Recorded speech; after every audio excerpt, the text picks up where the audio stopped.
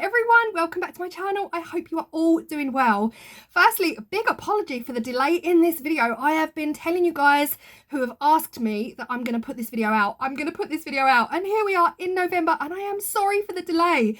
This video is all about how I clean up and wash up after using Jesmonite, and I am sorry for the delay.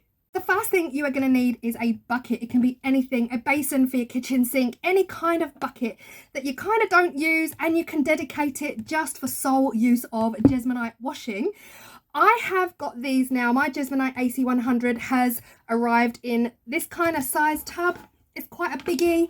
I've also got huge ones of these and much smaller ones too. So I've always had this one put aside to wash all of my Jesmonite things in, and this bucket lives in my bathroom. The next thing I use is a sieve. Now guys, I'm putting this video out here showing you how I do things. So there's probably other people out here that do things completely different, but I'm just showing you how I clean up. I use a sieve. I use a bucket and a sieve and not much else. So for the purposes of the video, I am using a fresh clean bucket so you can see what it looks like when you first start. I am then filling this up with as much water as I can physically carry in the bucket, because this bucket comes in and out of my bath. Next up, priority. My absolute number one priority is to get my whisk clean. Now, in an ideal world, you really want to wash up as soon as you've poured. Do not let your tools and your whisks sit there for more than 5 minutes, because then life becomes hard. So I run straight to the bathroom. I already have my bucket of water in my bath ready.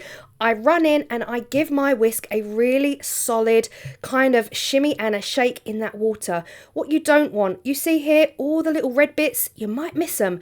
Get those off. That whisk is number one priority. The bowl and the silicone cup, it will crack out of it. You can chip it out, whereas your whisk really is difficult. If it dries on there, really hard to crunch it off. It can happen because it's silicone, so you can crunch it off, but what I found with the very first whisk that I used, the more I crunched it off, the more I deteriorated the whisk, and I had to buy a new one. So here it is, nice and clean, and I put it in my bathroom sink.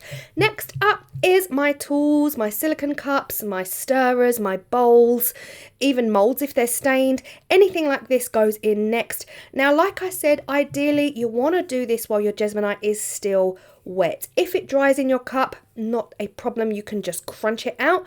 If it dries in the bowl, you can crunch it out, but it's harder again to crunch it out of plastic bowls than it is to crunch it out of silicone.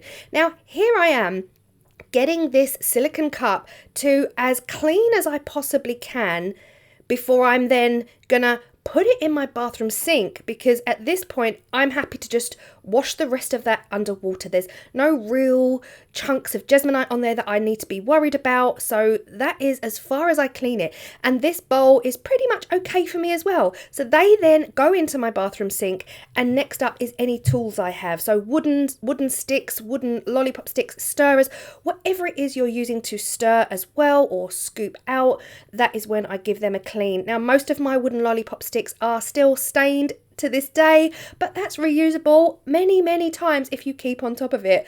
And we are left with a mess in my bath. Now, I have scrubbed my bath for this. That is just a shadow you can see in my bath. That is not dirt. I'm just putting it out there.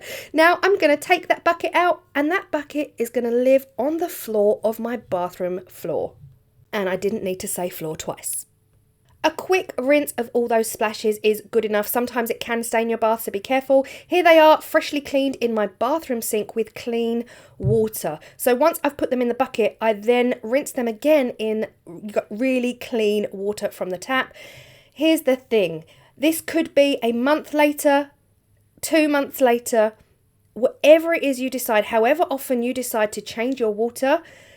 For me, it's around about every month that I change my water. I will then pour it through a sieve in my bath. The sieve is going to catch anything that has settled in the bottom of that bucket, and then what is coming through the sieve is water that will not damage my pipes. There will be no settlement. Now, of course, this was a brand new bucket, but this one, this is my real bucket. This was after 1 month. I generally change my water every month. This bucket literally just lives on the floor in my bathroom behind my sink yeah, I just leave it there, guys, because it's just easier. This is after 1 month of Jesmonite work, and you can see the settlement. I poured the water out yesterday, and look at the bottom of this bucket. After 1 month of using Jesmonite, this is what the bottom of the bucket looks like. And this is why I wash up the way I do after I use Jesmonite. There are big chunks down here. Now, what you can do, and I'll show you here any second now, I just give the bottom of the bucket a tap, and it generally just comes out. It all breaks out quite easily. Can you reuse this? Yes, you can then reuse this Jesmonite to bulk out your pieces. If you see here, I'm tapping the bottom of the bucket and there are pieces flying out everywhere. It really comes away quite easily. This is the stuff that you do not want down your drains. You do not want this settling at the bottom of your pipes or anywhere there's a U-bend, anything like that, and it might just clog your pipes, and we don't want that. So yes, perfect technique to make sure that none of this goes down your drains. Yes, you can use this, like I was saying, it's a bit too brittle, a bit too dusty and sandy to use as terrazzo, but if you wanted to bulk out some of your Jesmonite, yes, this is reusable, so still no waste. So I hope you found this really, really helpful. All you'll need, like I say, is a bucket and a sieve, and that is, you know, good to go. The bucket on the right, I'm going to clean that out now because I really want a nice clean bucket. The bucket on the left is the reality of what it looks like after 1 month. Like I say, get your sieve, get your bucket. That is all you need. Hope you've enjoyed this. I'll see you in the next video. Bye.